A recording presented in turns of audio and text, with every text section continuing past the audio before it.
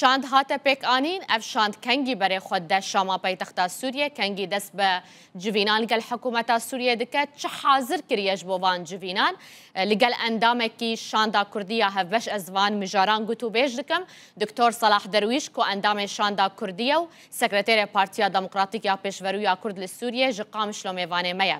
دکتر افدامات باش به جشن قربان التا پیروز دکم جشن وجه بيروس ان شاء الله بخير وخشير سروه واهليه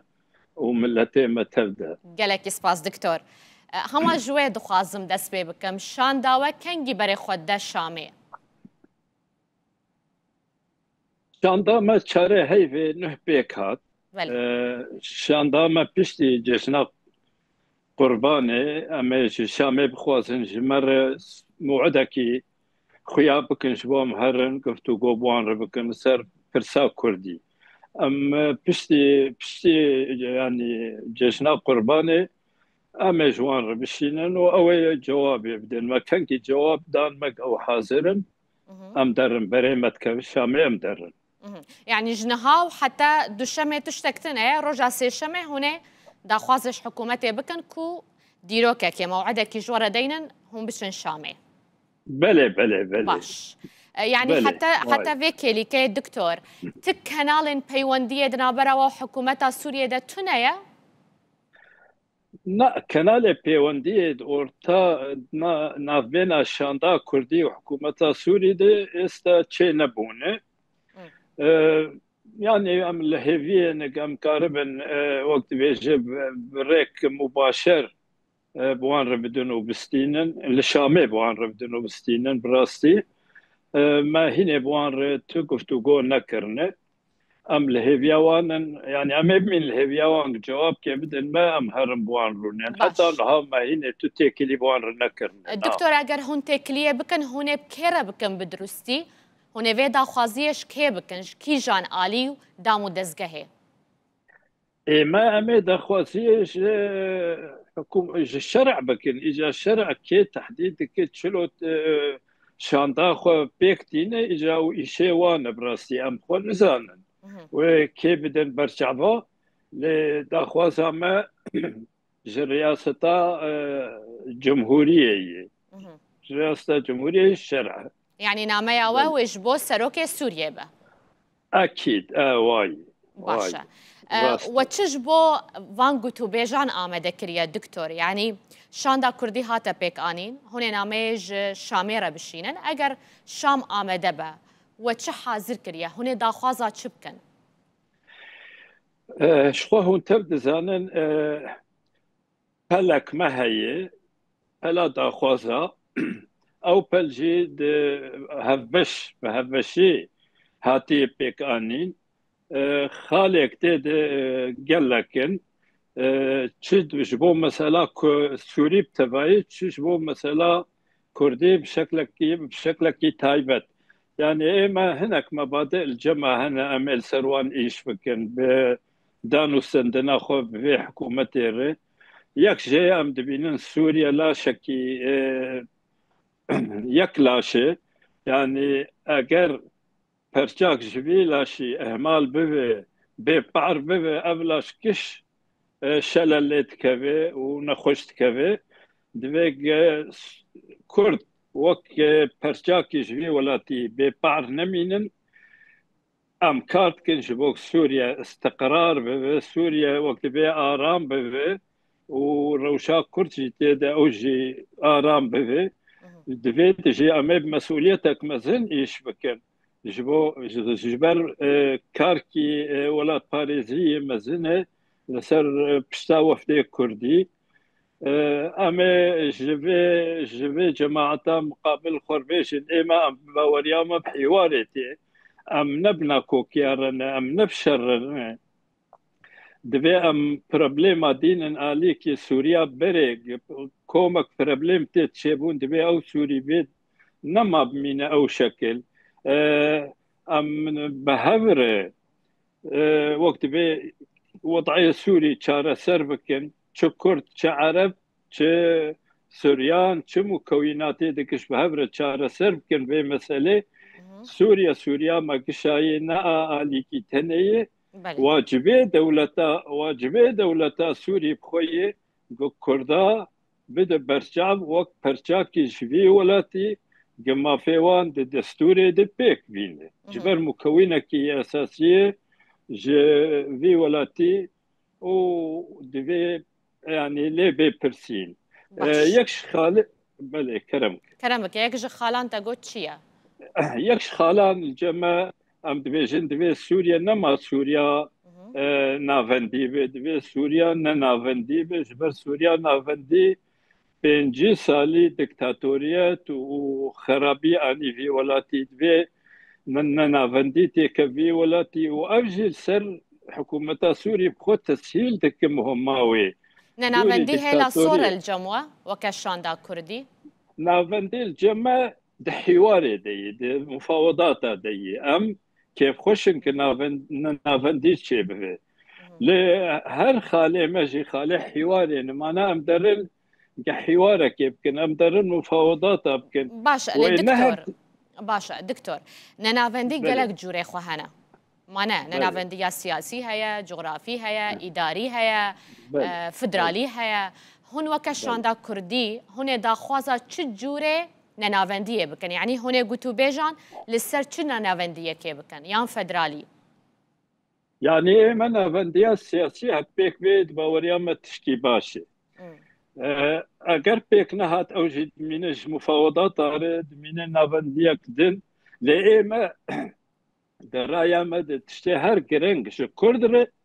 مافیوی دستورت پێک بێ دەستورێت بێ پاراستن مافێ نەتەوا کوردی دەستورێت بێ پاراستن ji ber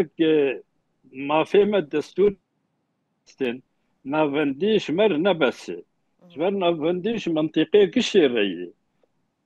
ji mileta gişa re yanî îdara mentiqa xwe dikin lê mafê Kurdî divê di destûrê divê parastin باشا اجبو في ستاتويا كون هال روج افاي كردستان هيانجي لباكور روج هالات سوريا ريفا بريا خوسر نرينا شاندي تشيا هون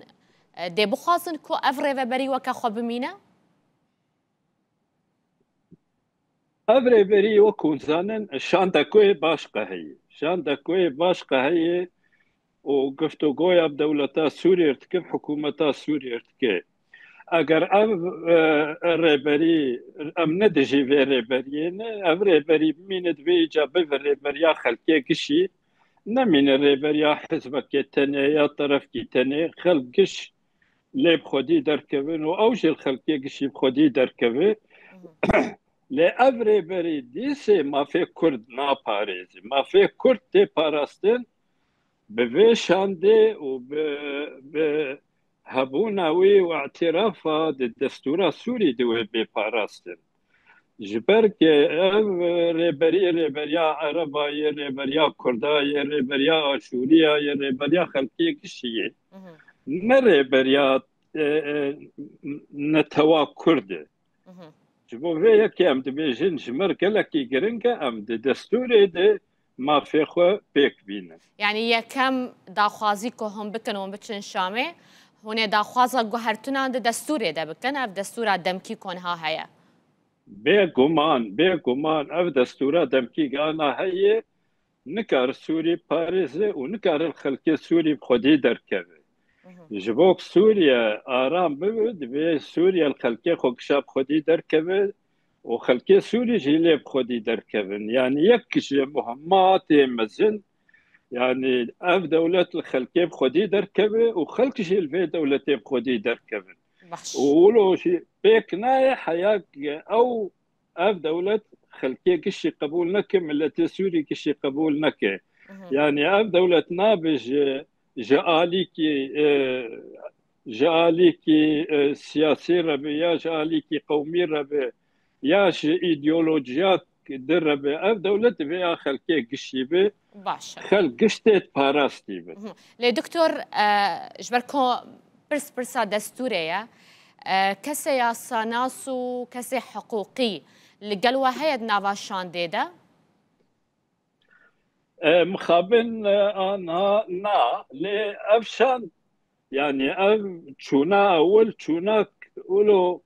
ناس كرني يو أمي تشش هبر بيجن گرنگتر پشتی وی شانده پشتی چونا شانده اول گرنگتر ایجا و لجان چه ببن لجان حقوقی نه لجان اقتصادی نه سیاسی نه گلک لجان و چه ببن جبوک او بر پرسیار بند بر فان مسائل دنده ایما هم وقت سیاسیات شغلن دكتور شما من اف برسكر جبركو تتزاني بلكي تجي ديتبو يعني دكتورين جواكي ده هناك رخند هاتن كرن جبر في من خاص اس بشتراس ببم يعني جبلي في شانداوا هنا لجانان كوميتيان شبكن كوب كاري ياساي وابوري وكارين جودا رابن بيكو مام بيو النابي بيو النابي ومهما جراج هو يمينا جارا بشتي يكي شتاندي هنا چند كوميتيان چند لجنيان بيك بينن والله الجور حاجتي الجور حاجتي چند كوميتي چند لجنة بيوست بكن امي هقوسي تشيكن يعني الجور حاجتي امي بنرن امي دراسة بكن هنا قد برسي لشكري قلتو بيش بكن قال حكومة الشامي نا ابنا كاري مي نمهما مي برسا لشكري كاك جنرال مظلوم عبدي دكي او كاريوان يعني او بشي عسكري اول امام بشي سياسيين ام خاص بما في كرد دانو سنامه بوارج بو ما في كرد السوري نزه دتر لي دكتور جبوكو تشتين بروفاجي درنا كمان تشتي دجي هاف تتنسيق وهوا هنجيد نابرا شاندا كردية هاف بشو شاندا ريفا بريا خسر هيا نه شاندا ما هینه کاری خو نکریه هینه یعنی کار نکریه لی دست کاری خو بکه به گمان و تنسیقک هبه و تنسیقک ناو مذهبه برسك دنجي في آليجي رخند هاتن كرن دقوتن خلك عفرين وكوباني دنافا شاندي ده تنانا نونرين فان هردو باجاران إجاج برفيا كي هون شد بيجن دكتور يعني دبكو دروجي اللي بيش يامدا أم ببينن أندامك يدن للشاندي زيدا بو يجفان هريمان راست خوشكا دلال او اندامتي تنانا لي انداميك ده انا شاندي ده نونريوانن برسياري ملتي كرد قشين تشل عفريني تشل جزيري تشل كوباني هذيا ما او مسالة ما نبن مسالة مناطقي بلكي حقك يوان هي لي اب نبى بروبليم جبرك انها سكرتيري فلان حزبي جزيري حياة عفريني سكرتيري وبرسيارة برواندي ايه دولو يعني ام ملتكن تشش عفريني بي تشش كوباني بي تشش جزيري بي و برفانيا مد برفان مناطقة قشا دبي ندبر جزيري تاني دبي وندبر قامشلو دبي وهر أفنه أندامن شان ديبن مانا يعني تأندامك لنا يزيد كرن أفنه اندامن واحتمالك هي اندامك يدين كاك مظلوم ليزي دبك أو شي دبي جبلكي جنك جعفريني بي جنك أكاديمي جعفريني بي تناف بواهاتنا بيشكش كرن ديكيبا نا تا يسا تناف نهاتنا بيشكش كرن قالك سباسياتتكم دكتور صلاح درويش اندام شاندا كردية هفش وسكرتيريا بارتيا ديمقراطية بيشبرويا كرد للسورية جقام شتو ميفاني مبوي وجاردن جي ججنا وبيروز بتو بخير هاتي ججنا وبيروز بسباس ورة قالك سباس